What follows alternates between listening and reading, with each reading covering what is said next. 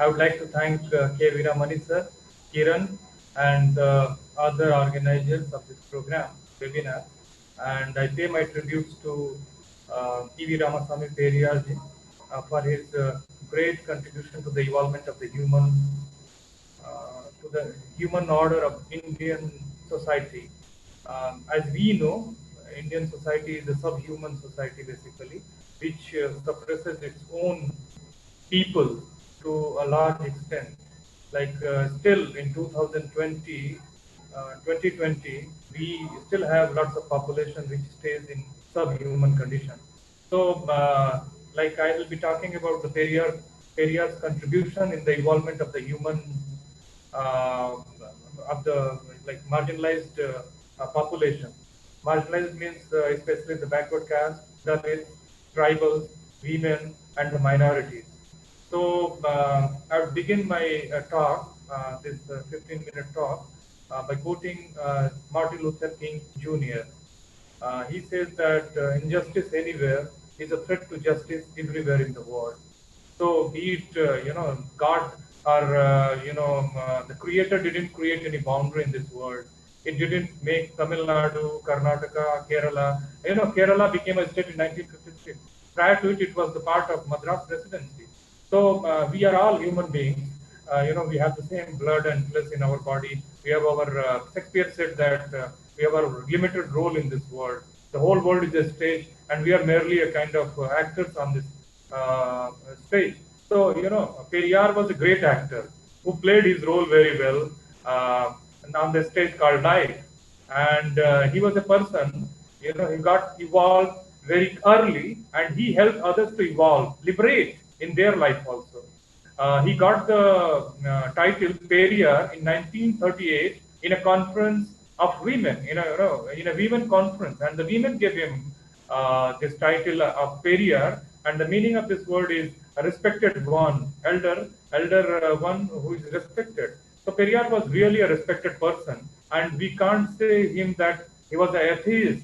Actually, he was a person who explored religiosity also very well. As we all know, he was born in a family, in a Vaisnav family, where everybody was named on Rama and Krishna. His brother's name was Krishna Swami and his name was Ramaswamy. So, no, it was truly a Vaisnav family which paid heavily to the Brahmin priests, and they regularly organized Ram Kathas and all the religious gatherings, and they paid them, and they served this religion, but they didn't find out anything.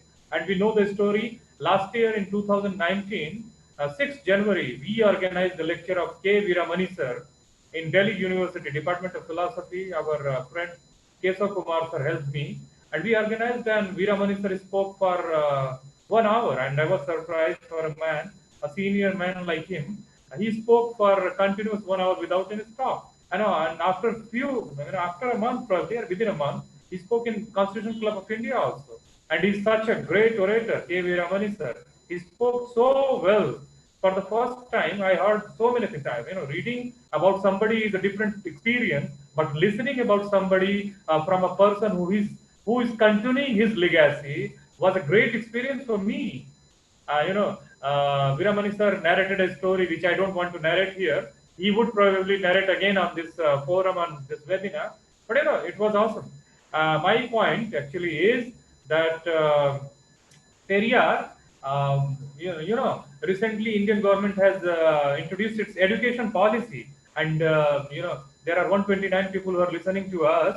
You will be surprised that Periyar, just because of Periyar's contribution, Indian government has put the target that by 2030 it would make 100% enrollment in primary education. Like people would, it wants to achieve 100% enrollment in primary education by 2030. But you would be surprised by this fact that Tamil Nadu is a state which has achieved it in 2013 only. 2013. The Indian government is after 17 years, it has fixed its target, and you know about the targets in India. It has been fixed in 2020. It could not be achieved till 2035.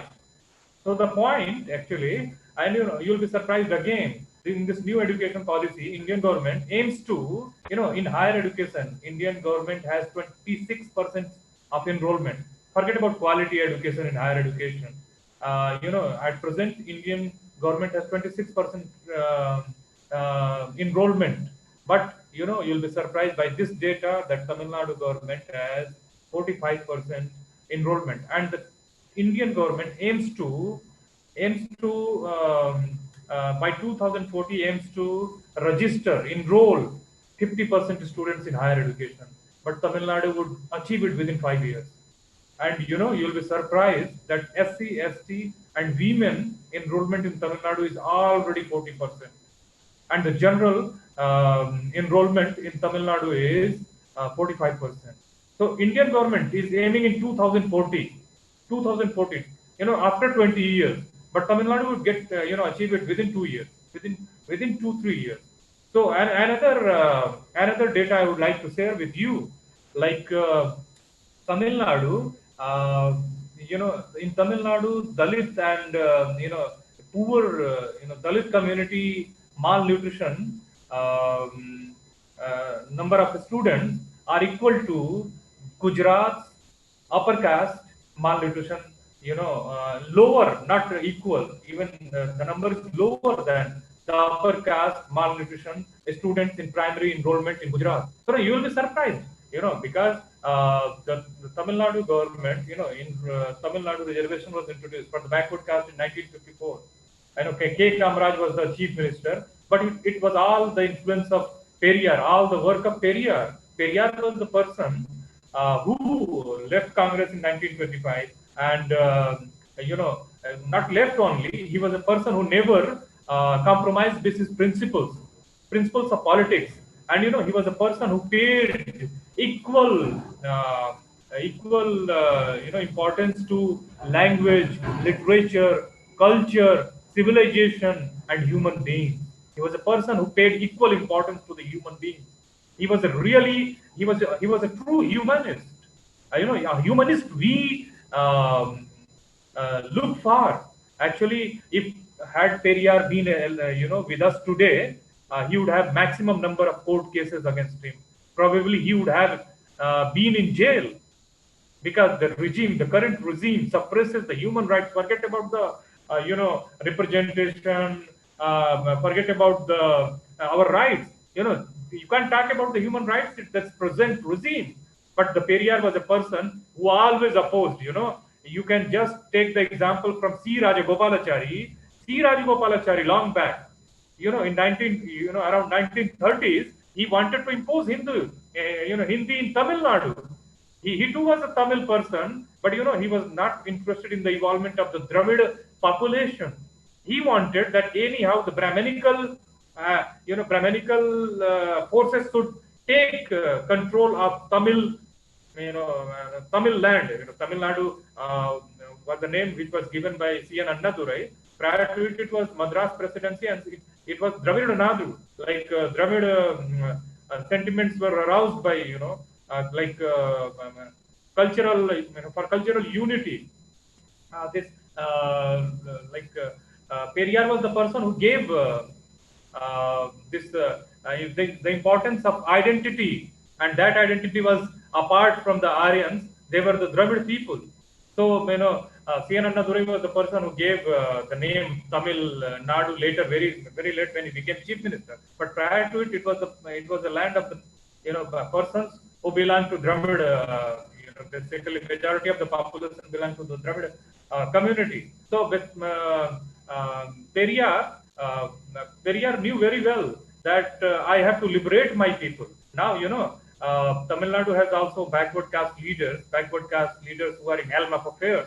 But you can take the example in North India. Bihar is a state where we have chief ministers from backward caste for last 20 years, 30 years, more than 30 years. But what is the condition? The condition is still not changed, because we always blame the Brahmins, but even the person from the Sudra community could be more fatal than the Brahmins. We don't need people who are lost in themselves only, who are lost in their luxuries. We want people who can come forward selflessly, to help us evolve, help us help us establish a society which is which is casteless, which is classless, and which is finally which whole emphasis is on human evolvement. So Periyar, there would be lots of facts shared by Veeramani sir. I don't want to go into the historical details of the life of the Periyar, but he was the first person who openly burnt Manusmriti, Manu Dharma, a text which talks about Manu Dharma, which doesn't talk about Manava Dharma. He was the person who talked about 100% reservation. He was a person who talked about the dignity of life. His philosophy was dignity of life, dignity of human beings.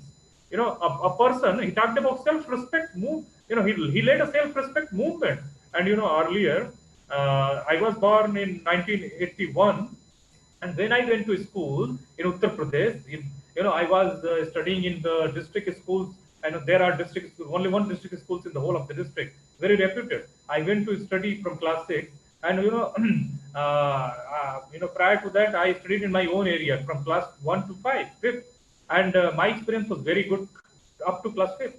But when I met the students from the whole district, I found the whole ambience, environment in the school casteist, and they used to, I belong to Yadav community, caste, and they used to tease me, not me only. There were other students also from the lower caste also. They called them by their surname, and it simply, it didn't do anything, but it harms you. It harms a lot. It lowers your confidence, and without confidence, a person is nothing but a dead, like a dead person. So my point is that self-respect movement was about our own language, our own culture, our own, dignity. So Periyar was a person who wanted everyone to lead a respectful life, and he lived that. When he left his legacy, business legacy, at that time he was earning more than 20,000 per day from his factories and from during that period. Remember, and a gold coin used to come in 10 rupees at that time, but his daily income was more than 20,000 rupees. He was somebody like Ambani today. So he left his empire to just establish. I know he was a person who led a movement for the labor welfare in 1930s. So you can just imagine what kind of person he was. He was a person who talked about the upliftment of all the downtrodden, upliftment of all the marginalized. He was a great person. I'd like to just come back to his influence on Tamil politics. After just because of Periyar, this Tamil politics was always in the clutch of the basically the backward caste, and they did it.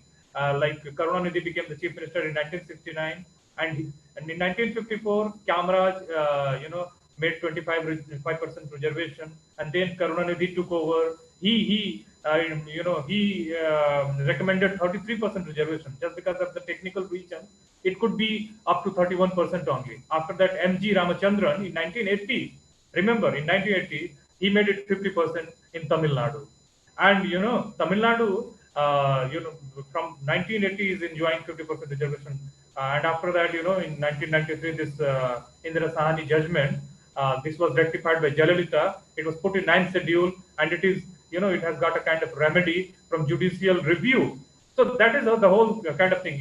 Tamil Nadu is a state which introduced this midday meal, which was 40 years back introduced in the whole country. Tamil Nadu is a state where this PDS, public distribution system, was introduced, and later it was adopted by the government of India, and that is how government of India claims to claims that it's doing for the poor people.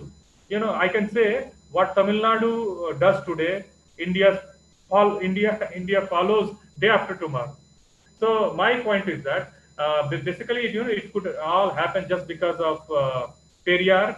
We need a person like Periyar today, and we need to fight against against this privatization on the premises of the ideology, on the premises of the theory given by Periyar. See, if you won't have government railways, will the ordinary person, will a common man travel in railways? Do you think that an ordinary person can travel in railways? And do you think that these private companies can work for the welfare of the our democracy, of the ordinary people, of common people? I don't. I fail to understand that what has happened to the people of this country, that they don't understand this point, that the remedy, the clue to evolve this country is to have more public more government sector jobs and government involvement in all the spheres of the society. But what is happening at present, opposite, happening opposite, which is really very bad for the whole of the society, and our society has to pay for all these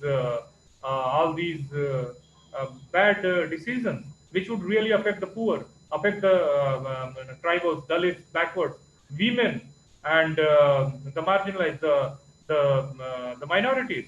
The open mob lynchings. Had Periyar been today, he would have done a lot for the whole of masses. So Periyar, I began quoting by this fact that he began his life as a Vaishnava, but he explored religiosity, and later he realized that religion can't help us. Religion is an opium of people, which keeps us under an influence where we don't understand that what could be good for us and what could be bad for us. So he finally renounced religion and adopted humanism as his core value for him throughout his life. We know this fact that a pandemic is going on, Corona is going on, but he had a pandemic in 1905 in Erode, and he served his own people. When the kith and kin of the people left their dead bodies, Periyar did their dead rites. So he was a person who was fearless just because of his individual ethics, moral values, and love to the human beings, love to the humanity. So Periyar is the only solution for the evolvement of this human race. Basically, in India, we need not to forget Periyar. We can't afford to forget Periyar. We have to remember every day. We have to remember him every day, and we have to launch a nationwide campaign under the leadership of our all brothers from Tamil Nadu and the people, all the progressive people across the country, to eradicate all kinds of inequality, eradicate the untouchability, which was eradicated to a major extent in Tamil Nadu by Periyar only. We have to stand for all the injustices taking place against the against the all marginalized, downtrodden. So I would request all of you. You can't we can't just preach on this webinar. We have to fight collectively for the upliftment of all the marginalized, all the downtrodden, all the deprived people of this country. I urge you to be unite and work for the humanity, to save the interest of the common man, to save the interest of the workers, laborers, peasants, and all the deprived people. Jai Periyar, Jai Hind, Jai Bharat.